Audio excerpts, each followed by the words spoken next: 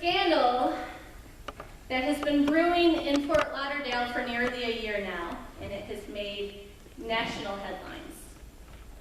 It revolves around the civic arrest of a 90-year-old veteran who apparently has offended one too many business owners in his area.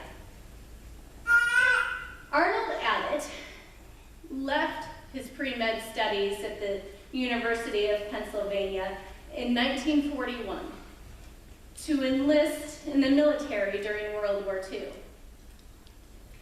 He served in the infantry in North Africa and Italy. And he was awarded not one, but 2 Purple Hearts.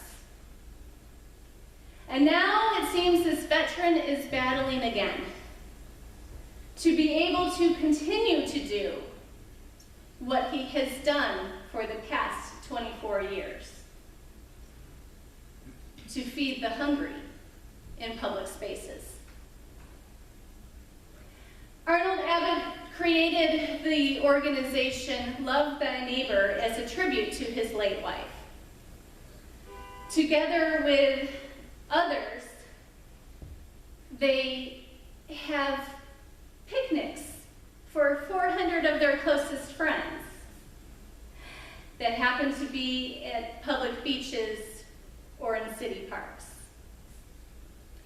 They refuse to move miles away where others would like them to, where they are out of sight and out of mind, because this group insists on being accessible to those who need their services. But it seems that the City Council of Fort Lauderdale has now made this offense of feeding hungry in public places punishable by up to 60 days in jail and a $500 fine. Arnold insists that he's not going anywhere. It all makes me think back these past 5 weeks, where our lectionary has had us talking about bread. And I remember the first week when we read about how Jesus used 5 loaves and 2 fish to feed 5,000 hungry people on a grassy hillside. It seems that maybe Jesus' methods would be a little too lenient for us today. And some might wonder if some of those 5,000 were just looking for handouts. Other cities are following in Fort Lauderdale's footsteps. If Jesus wanted to feed the multitudes today, he would need to go through a whole lot of red tape, pay expensive permit fees, and other extensive requirements and processes, all designed, hoping against logic, that maybe if we just don't feed hungry people, there won't be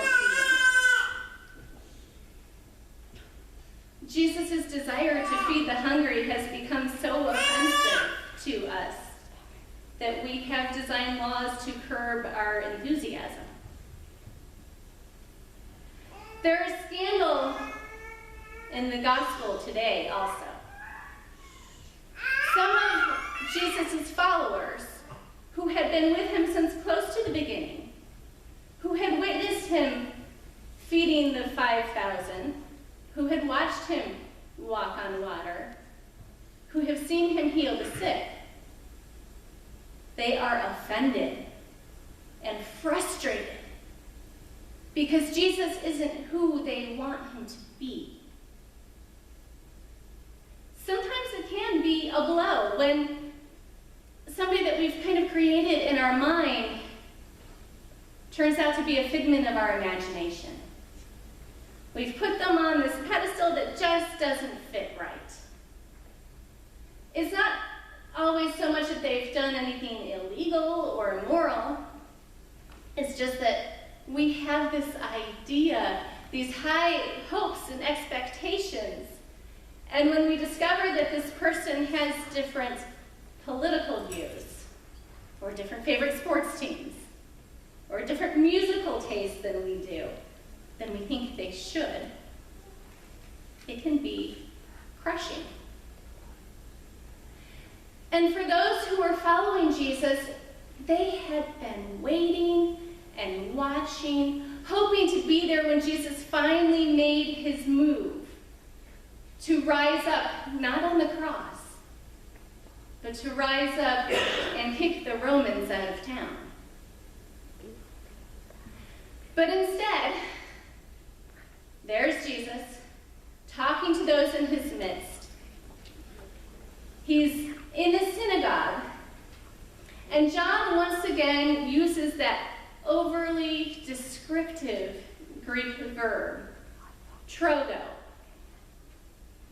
to explain to us that Jesus is saying that whoever listens and wants to gnaw on Jesus and crunch Jesus and chew on his flesh noisily and drink his blood, Jesus says whoever does that will abide with him. Jesus tells us that when we bite in, when we sink our teeth into Jesus, we will never be hungry again. Because Jesus is enough. Jesus is more than enough. Jesus wants to be at one with us. He wants to dwell with us throughout eternity. But see, for some of those followers, they were so offended and frustrated that they left. Maybe it was because they didn't understand. Or maybe they were grossed out. Or maybe it was just that Jesus was not fitting into their agenda of what they wanted Jesus to say and do and teach. Because, they had always been taught that it was essential to follow the letter of the law. And there are plenty of laws throughout scriptures. And chomping on someone's flesh did not fit into them. And even if somehow they could get past the idea that Jesus wanted to feed everyone with himself, whatever that meant. Well, shouldn't Jesus be a little more discerning and selective about his process? Shouldn't he start with those who were worthy and deserving, those who had lived proper godly lives, and not just waste food on anyone who wandered by? All of this animosity leads us to wonder,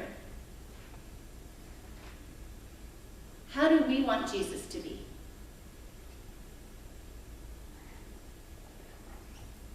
What is our agenda for Jesus? If we could package Jesus, what would that look like? Would he be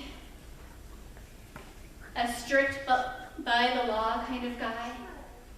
A firm line, my way or the highway? No exceptions? Or would he be chill Jesus? Anything goes, whatever makes you happy, it's all good. Would Jesus have a sense of humor? Would he be snarky? Or giggle? Or would he be serious because this is serious business? Would he expect more of us? Would he expect less? Would he forgive less? Would he forgive more? It would be so much simpler, wouldn't it be, if Jesus would just live into our idealized image of him? And if he would only feed those who we deemed worthy, it would be much easier to explain. It would be less offensive and more proper.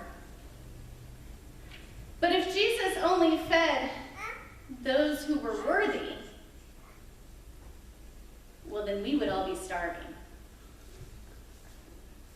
Because we all have scandal too. I suspect in here we are all equal opportunity offenders. There might be some of us who would confess that our Bibles are rather dusty, or that we accept rumors at face value without checking the source, or we walk by panhandlers without giving them a dime, or we relish in celebrity gossip, or sometimes we don't answer the phone because we don't want to listen to someone else's problems. Or maybe we would even vote to create laws, like in Fort Lauderdale, that are good for us, but maybe not best for the whole. Well, the scandal of the good news is that Jesus doesn't fit into any of our packages for him. Jesus is bigger than that. Jesus wasn't created in our image. We were created in his. And if we can humble ourselves and confess, like Peter, that Jesus has the words of eternal life, even if we don't like them all the time, and that the table is prepared for all people wherever they are, as they are, even if we find it offensive. If we can bite in and sink our teeth into Jesus because we are starving without him and he is the only place to be fed, well, then we may find ourselves in an intimate relationship with Jesus. And that there is a place set at the table for us too, where we are filled. It is scandalous.